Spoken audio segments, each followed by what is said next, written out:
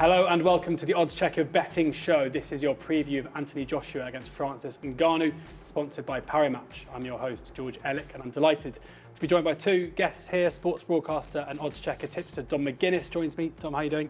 I'm very well, thank you, George. Good stuff. And former world champion boxer Anthony Crolla here as well. How are you?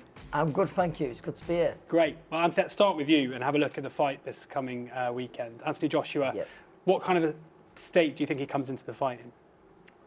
I think so much of it, a lot happened in the heavyweight division from that time when Francis Ngannou went from what his boxing skill was going to be like, an unknown boxer, to almost upsetting the lineal heavyweight champion of the world, Tyson Fury. So I think the one thing there is now there'll be much more respect on his name, and I think last time out with Anthony Joshua we saw one of his best performances in recent times. It looked like the old AJ, as a lot of people are saying. The partnership he struck up with Ben Davison, Lee Wiley and the team down there seems to be working really, really well. So I think this is the perfect kind of fight for Anthony Joshua, where, listen, he's expected to win. He's a relatively big favourite, isn't he? But it's a fight where he's going into the fight with his tail up, as you would say, and he could make a real statement here, especially after how much Tyson Fury struggled with Francis Ngannou. But again, there is also huge pressure on AJ because it's an MMA fighter who you're in there with. So if it was to go wrong, the talk of him being involved in huge heavyweight title fights, it disappears a little bit, doesn't it? So yeah, it's real fascinating fight. Yeah, it looks it. And Dom, looking at the odds of Parimatch, he's 4-on favourite, AJ. So he's a massive favourite, odds-on favourite to do it. Do you think that accurately reflects his chances of coming out of this on top? Yeah, it should be an absolute favourite. I think that everybody's looked at the Ngannou-Tyson Fury fight and thought, wow, he held his shape well. He surprised everyone with his boxing ability. He put Fury down in the third round with a left hook. Did he actually win the fight? It was contentious at the time. Many people thought that Ngannou had actually nicked it. So that's taken a bit of pressure off Josh anyway, because I think people have looked at this enormous man as well, with arguably the hardest punch that's ever existed. They're saying that. But I think the pressure is off, but he should be an overwhelming favourite. People have to remember of who Anthony Joshua has been in with. The fact that he's had these world title belts, the fact that, yes, all right, he was outdone by Usyk, who is a phenomenon. He's got to go in there. He's got to make a statement, which he said he's going to do. I think he will do.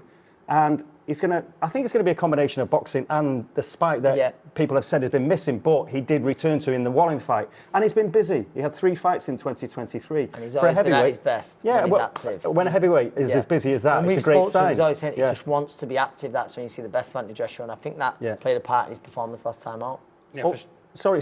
No, you go. Just also as well, I think that because working with Ben Davison, it was interesting because myself and Anthony, we were with Eddie Hearn the other day, and he was talking about preparations, and it was really interesting that the depth of preparation that they've gone into for this fight, really, and the way they're analysing Ngannou and the way that they expect Josh to break him down, and again, listening to that and everything else, and knowing that, let's not forget he's got a gold medal in his locker as well. Boxing wise, a little bit more spike that Ben Davison seems to have brought out. That's why he's right to be the favourite. And in terms of, it's interesting you say about the analysis there, because AJ would have learned a lot about Ngannou, seeing him fight against Fury. We've seen Ngannou say this week that he feels, or last week, he feels if he hits anyone in world boxing, they will get knocked out. What do you think AJ would have taken from watching that, and how do you think he's going to approach the fight? Well, I think he would have straight away. You think, I've got to respect Francis Ngannou, because I was one of many people who thought their opinion carried some weight. Who were telling people who thought Ngannou had a chance to stop. I backed Ngannou to do really well all the way through that. I said he'd go the distance. I was telling a 10-year-old someone, he was saying how powerful Francis Ngannou is. To stop being silly, he's got no chance of beating Tyson Fury. He's never had a professional fight. Did you watch the fight with your son? He did, and he realised his dad was clueless, as did a lot of other people. But that was a huge shock. And I think I remember tweeting at the time, if Ngannou was to beat Tyson Fury, it would have gone down, in my opinion, as one of the biggest upsets in sporting history. And you have some crazy people going, but he was only such a thing to one. Leicester winning the league was, no, you're not getting it. He's never had a professional fight. Yes, he was an MMA fighter, but he's never had a boxing fight like that. So it was, It was mental, but I think with that now, and like you say, they'll go into the analysts, which they go into serious depth with the team there at the Ben Davison Performance Centre. They're looking for little patterns in what Francis Ngannou does, and they'll be looking on, or they are looking on AJ to exploit those. And I just believe, I always say this, Anthony Joshua, despite the amount of fights he's been in, when he won that Olympic gold medal, it was unbelievable the amount of how inexperienced he was. Yeah. But in this fight here with Francis Ngannou, he's so much more experienced than that, and that's rare when AJ gets in a boxing ring, because despite being a gold medalist, despite being a few-time world champion, he's still inexperienced, as mad as that sounds. But I just think he'll go into this, he has to go into this and, let Francis Ngannou know, basically, I'm the boxer here. Yeah. How does he go about doing that? How does he go about doing that? Is I believe he starts positive. I think he'll look to set traps, and I wouldn't be surprised if he catches Ngannou early. And he goes, oh, listen, Ngannou looks like he's built to take a fantastic shot. But if Anthony Joshua hits anyone on the chin, as he says himself, because he's capable of it, because we've seen him drop Tyson Fury, there's a great chance they can go over. So with Tyson Fury, okay, huge heavyweight and boxing IQ, but he's not known for that explosive power that Anthony Joshua is. And I think he's going to look to start relatively fast and put Francis Ngannou in his place pretty quick. Tom, is there an argument though that over AJ's career we've seen him against big punches when he's hit sometimes struggle, and given the power and the capability of Ngannou, that this could be an awkward matchup for him if he doesn't start fast? We've seen it could be awkward if he in any way underestimates Francis Ngannou, but he won't. He's not going to do that now. After what happened last time, and it was an awful Tyson Fury, let's get that right as well. Fury looked ill-prepared, and I think Fury probably, whether it was subconscious or not, because he'd been living in the gym, but whether he just didn't believe he was going to be in that kind of a fight. I think when you've seen him saying it before, I think Tyson Fury says, and we know he says a few crazy things, I could have 50 pints on Saturday and I could still beat this man. Yeah. But I probably believed that as well. Like at the time, I did believe it. And like Dom said, it was like, listen, Tyson Fury's never known for being body beautiful, but for that fight, he come in awful shape, as bad as you've seen him. And I think the whole fight week was very strange in a sense where having this the night before, a pre-fight dinner, everyone's there together. It just seemed very odd to me, and I can't see that being the same this week with Anthony Joshua, Francis Ngannou, because the threat is very real. Also, as well on that, is there a possibility that Ngannou is a little overconfident after putting Fury down and probably thinking and listening to everyone say how great he looked and the way his form looked good. Ngannou, does he go in there and like actually think, what? Who knows? But we'll find out. But I don't expect any slip-ups from Josh. And just remember as well, if Josh needs reminding, he should be fighting Deontay Wilder. But Wilder didn't kind of look at the script. Joe Parker didn't really read the script on that one. So, no, Josh has just got to stay focused. He knows what the prize is as well.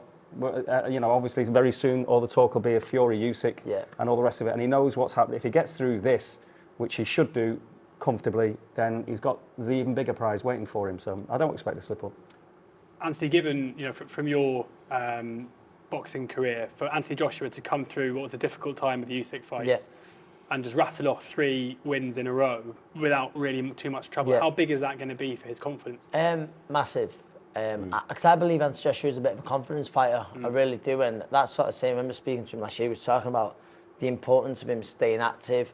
I think sort of being in the gym all the time. He's moved around a little bit as well, so obviously Robert McCracken done an unbelievable job with him.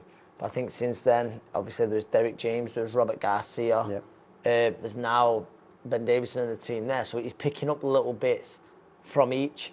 So maybe he's feeling like, that's adding to me as a fighter. But I think the activity is key for him.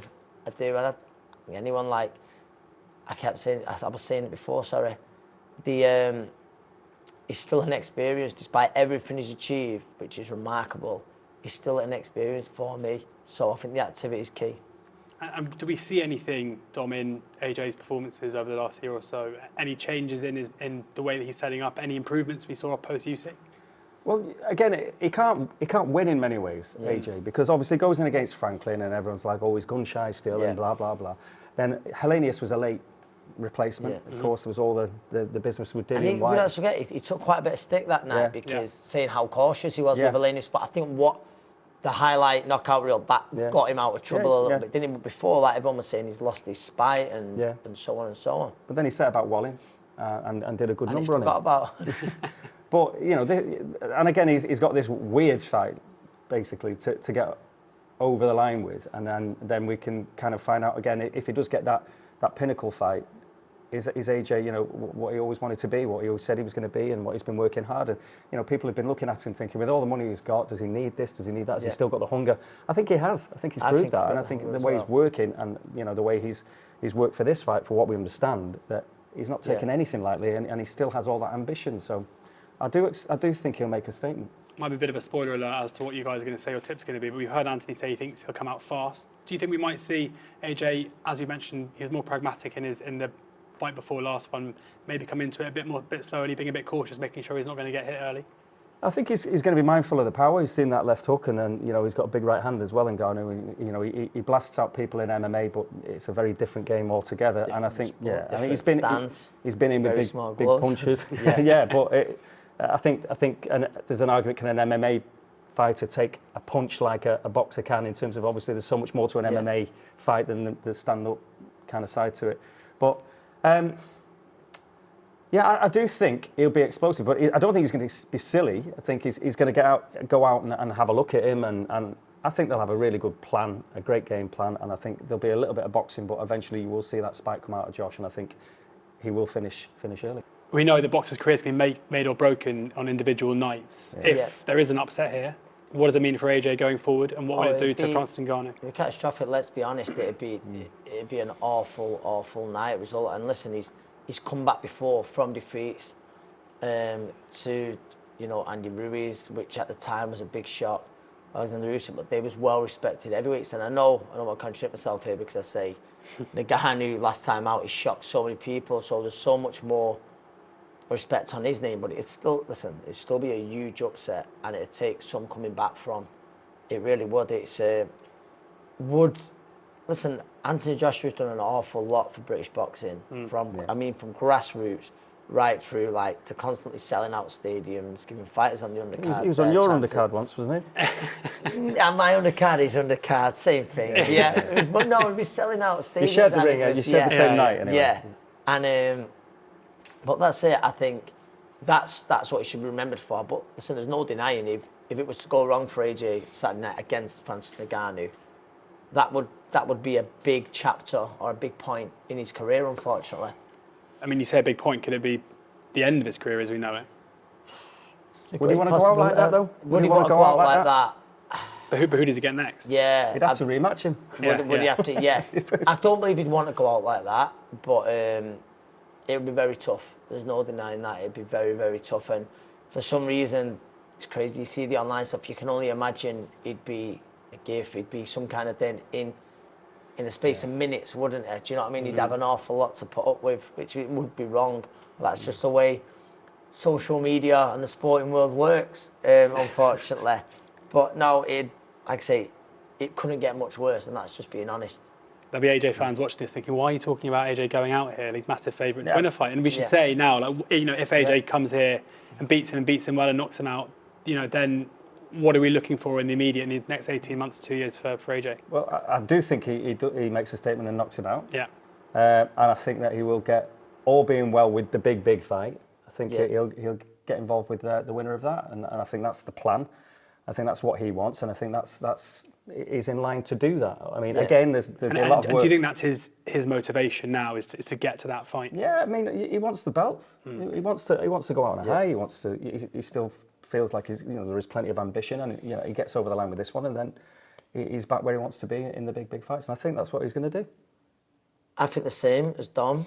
I think as for what would be next is, I think he'll be hoping Tyson Fury comes through that fight for Usyk, because there's much more of a demand for an AJ Tyson Fury than a third fight with AJ and Oleksandr Usyk. However, there is a great chance we'd see that, and he'd put himself in the position for that. Tyson Fury and Joshua is just absolutely huge, and I think all the shows that are going on in Saudi at the minute, I think that there's now a better chance of that happening than there ever has been.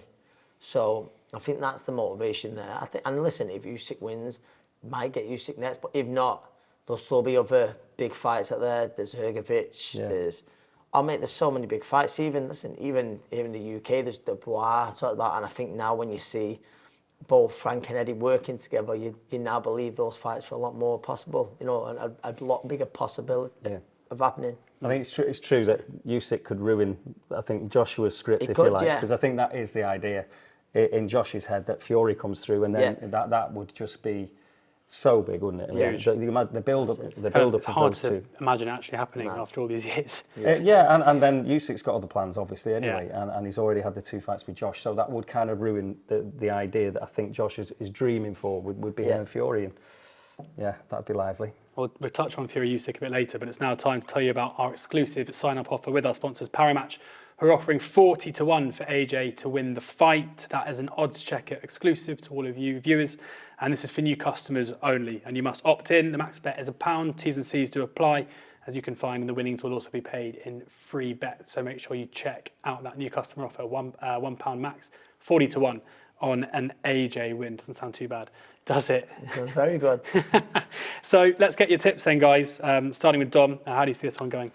AJ will stop him, and I think because he just might have a look at him, and because of everything that happened in the Fury fight and the work they've done, they've probably just a tiny bit of caution, but we will see him pull the trigger, and I think he'll get him out of there second half of the fight. If I were going to pick around, maybe round 7, but second half of the fight, I fancy AJ. We've got over and under 6.5 rounds with Parimatch, 5-6 each side, so overs would be the way to go there. And round 7, in terms of round betting, is a 9-1 shot there at Parimatch. Anthony, you in agreement? I'm going to go a little bit earlier. I think AJ 1-6.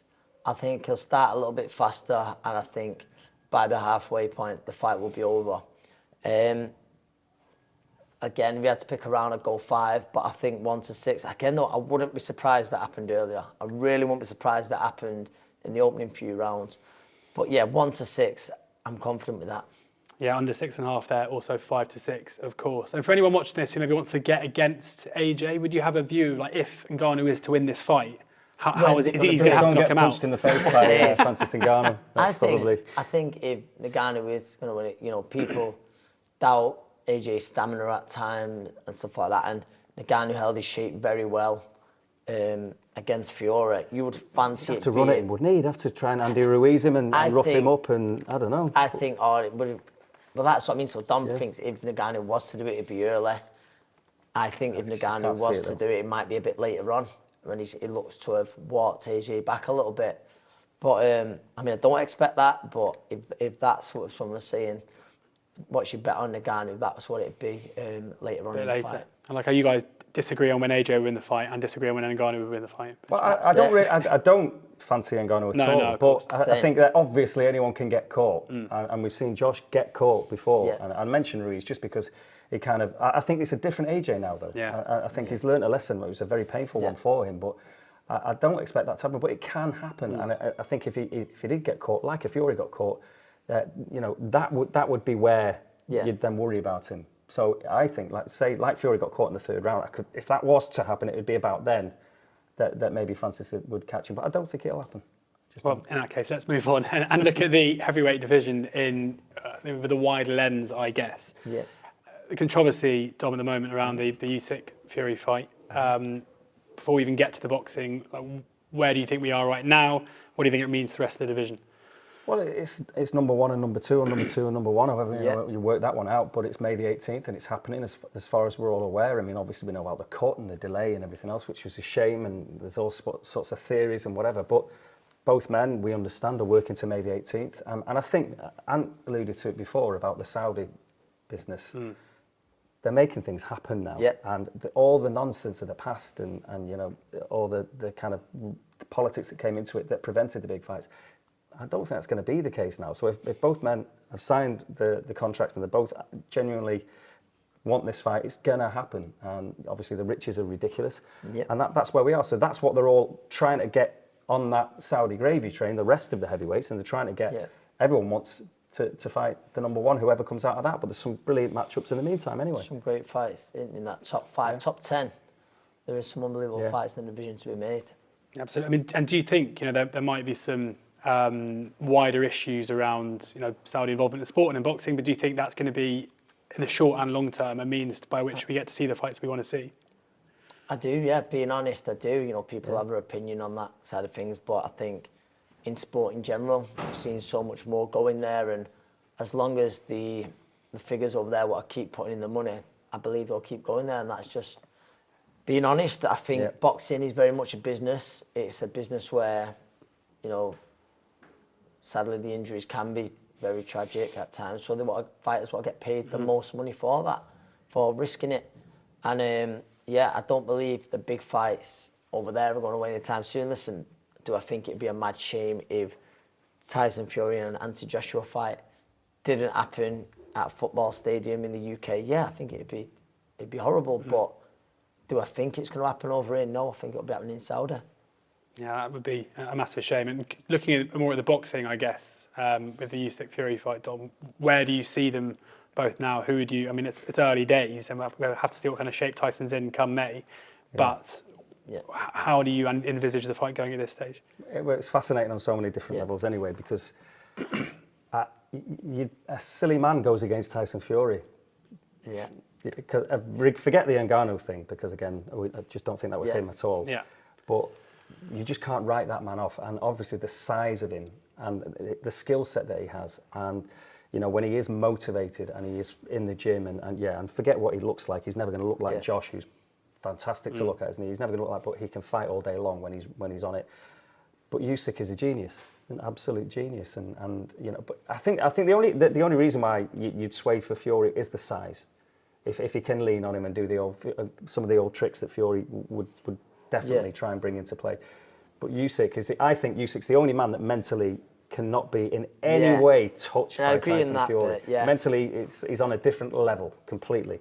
So Fury can't play any games with him. He's never going to get near him mentally, and he's absolutely brilliant. But I think at this stage it's I don't know. It's incredibly a tough one. Do you know what? If you would have asked me this before the Ngannou fight, I've always said a fit and focused Tyson Fury for me is the best heavyweight on the planet.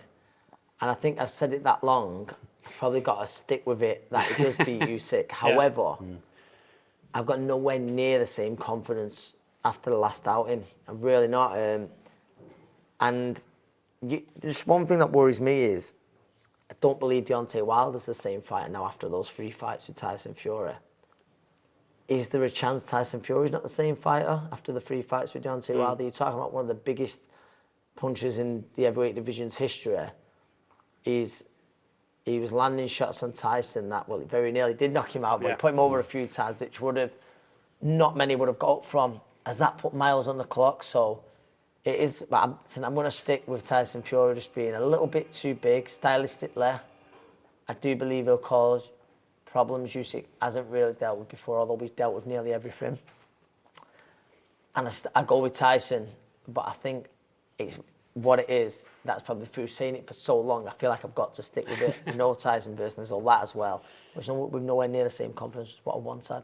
You said you think Tyson Fury is the best heavyweight. Can you rank how you view the best heavyweights? Can I rank? I think boxing at the moment. Yeah, I feel like I think 1 and 2, Tyson Fury, Oleksandr Usyk. And then the next is just so up for discussion. I think, listen, after last time out, I feel Deontay Wilder's dropped off a bit. At one point, it was pretty clear he was number 3 or 2 in people's opinions. I'm probably, and I'm going to go Anthony Joshua.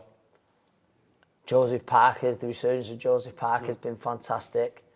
But it shows you it wasn't that long ago we got knocked out off Big Joe Joyce, who then got knocked out off Zhilei Zhang, and then, it's crazy. So I think you've got to have, probably got to have Joyce and, who actually beat Zhang, Hrgovic.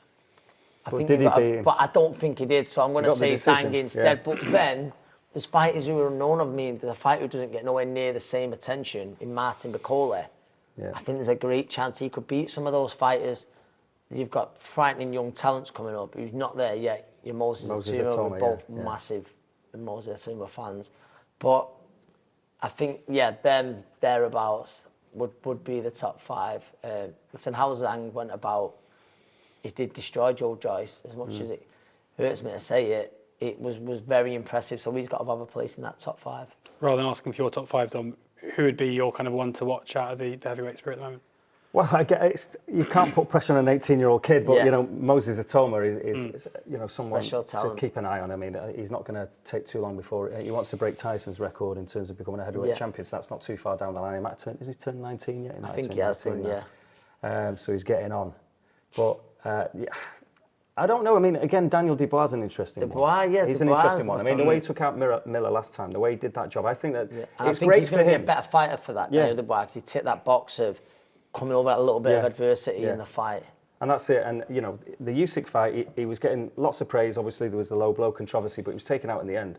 But again, he's still very young for a heavyweight, very young. And I think that there's still plenty of life in him, and he could make a big impression still. So I'd say that he deserves mention in there still. And we mentioned a couple of guys on the undercard just a second ago. 2 really good fights, especially on there. We'll start with Zhang Parker. How do you see this one going? Fight.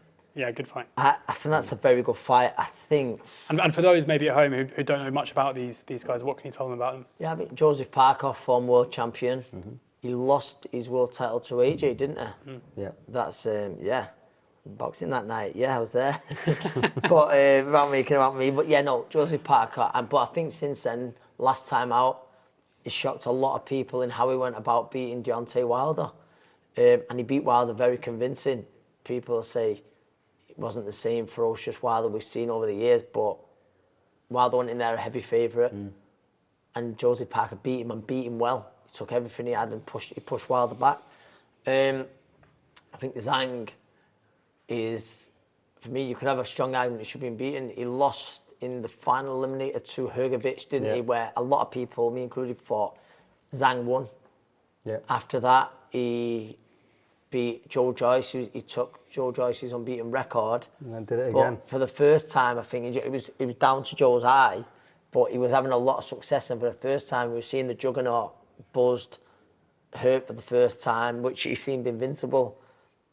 And then last time out, he knocked Joe Joyce out, which was one of the knockouts of the year. So it's such a tough one to call, that fight. It really is. Dom, how do you see it going? I think a resurgent Parker with Andy Lee, working with him, who's done really well with him.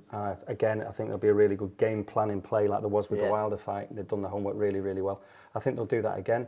Zhang is the older man. He's been around a long time. Now, he does move well for a giant. He's got great skills as well. But I just think Parker will be too fresh. He's 30 years of age, Joe Parker. He's been around forever. Yeah, yes. But I think he'll still be too fresh and sharp and move. And I just think he'll outpoint him. I just think he'll go the distance. He'll box sensibly and probably frustrate Zhang a bit. And I see it going Parker on points, which would probably be a little bit of a shock. Yeah, do you know what?